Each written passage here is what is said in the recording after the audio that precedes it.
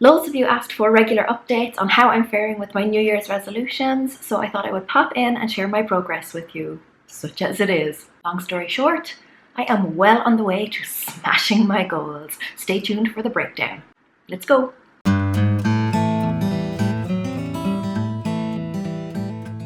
Hi guys, it's Laura from How to Get Your Shit Together, and I help people get organized, get motivated, and just generally squeeze every last drop of goodness out of life. So if you want weekly advice to help you do just that, then hit that subscribe button. It looks like this, and if you are on YouTube, you will find it down there. If you want to catch my video where I first shared what my resolutions would be and why I chose them, I will link it below, and there will be a card that will pop up here somewhere. Here.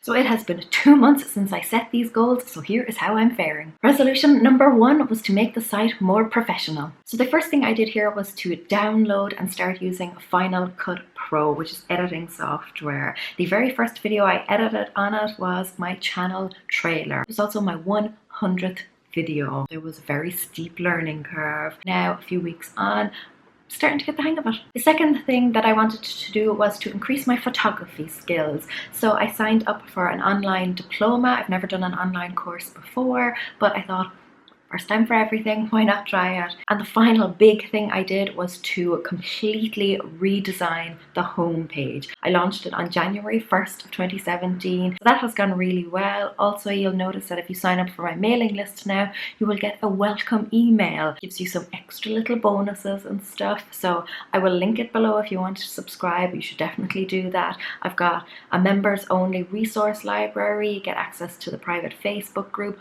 all sorts of great stuff. So get yourself on the list. You will get a welcome email from me, as well as other little emails with various little bits and bobs in there. Resolution number 2 was to read at least 50 books. So far this year, I think I have read 6 or 7, so I'm pretty much well on the way. I broke it down and it works out at about 4 books a month. I know I'll read more in the summer months, so I'm not too concerned right now if I'm only reading kind of 3 books a month. Resolution number 3 was to have at least one self-care weekend a month. So I am terrible for just working all of the time. I love work and I do find it relaxing, so it's not really a case that I'm overwhelmed or overloaded or anything. But at the same time, I do realize that I need a bit of a mental break from it. So I did one in January where I went to meet up with a friend, and then I basically spent the rest of the weekend just reading and journaling.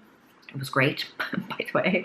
And then I had another one of those weekends in February where I did pretty much the same thing. I also went and got my hair cut again, and I had a voucher, so I went and did some shopping, got some new little bits, including this jumper actually. And my next one is coming up this weekend. Very excited. Resolution number 4 then was to have at least one improve my business weekend a month. So I find it very easy to just get caught up in the rat race and all the doing, churning out blog posts, churning out videos, without really taking the time to sit back and analyze things and strategize. So in January, what I did was I had downloaded Final Cut Pro, so I spent a day just watching tutorials on that, trying to get to grips with it. And then I worked on my newsletter, you know, getting that welcome email sent out, working on little bonuses and things like that. So that was the first weekend. So then when it came to February, I had scheduled a weekend to do it, and then I got hit with the vomiting bug.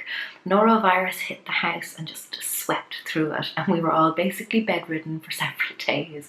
It was horrendous, really bad. So that weekend didn't really go according to plan. But what I did do from my deathbed was I started my diploma in photography, and then I started following some kind of other entrepreneurs, other motivational speakers and stuff, and I watched a lot of those videos to really kind of get myself pepped up and hyped up and to learn from other people who have been there, done that. Resolution number 5 was to hit 50,000 subscribers by the end of the year. I broke this down. So in January, I wanted to hit 13,000, and in February, I wanted to hit 15,000, and that would kind of keep me on track. And I smashed both of those goals. So thank you. If you're watching this and you haven't already subscribed and you want to help me get to my goal, and you know you like the videos that I put out, then definitely hit that subscribe button. You would be helping me out so much. I really, really do appreciate it. Resolution number 6 was to continue updating my bullet journal and keep up to date with my mind sweeps.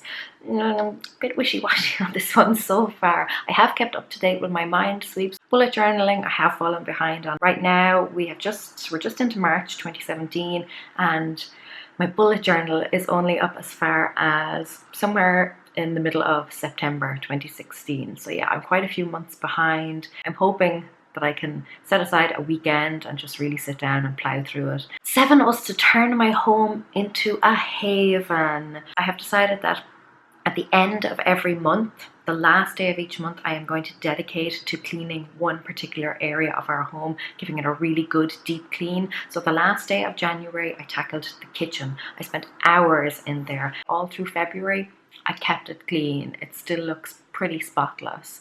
So I'm very pleased about that. And then the last day in February, I tackled this room, which is the sitting room. Again, went through everything, took me hours, scrubbed everything down. The sitting room now is so much cleaner. I've broken my home down into 6 areas. So I will go through each one and then kind of restart the process again. So every year, each area should be getting a deep clean twice.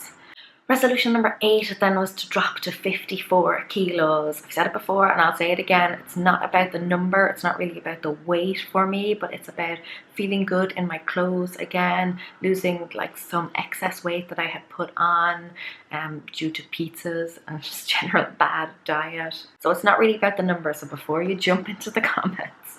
So in January, what I did was rejoined a gym and I booked in for personal training sessions, which I have been doing. February, same thing, keeping up with my training sessions.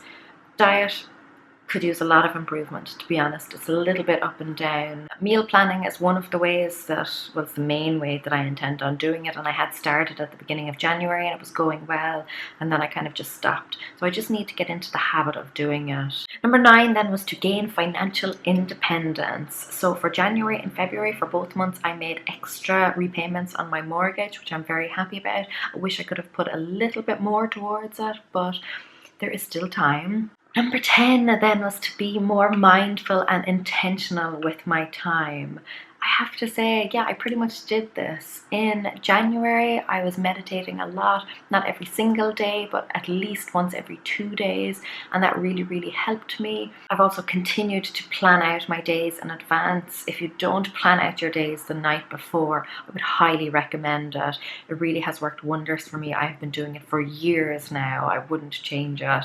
I also signed up for a service that it's a social media scheduler. So now instead of spending hours on social media, although I still do it, but now it means I can schedule out some posts, and that kind of frees up a lot of time for me because I can do that, like I can batch that all together. February, I have to say, I fell off the meditation wagon a little bit.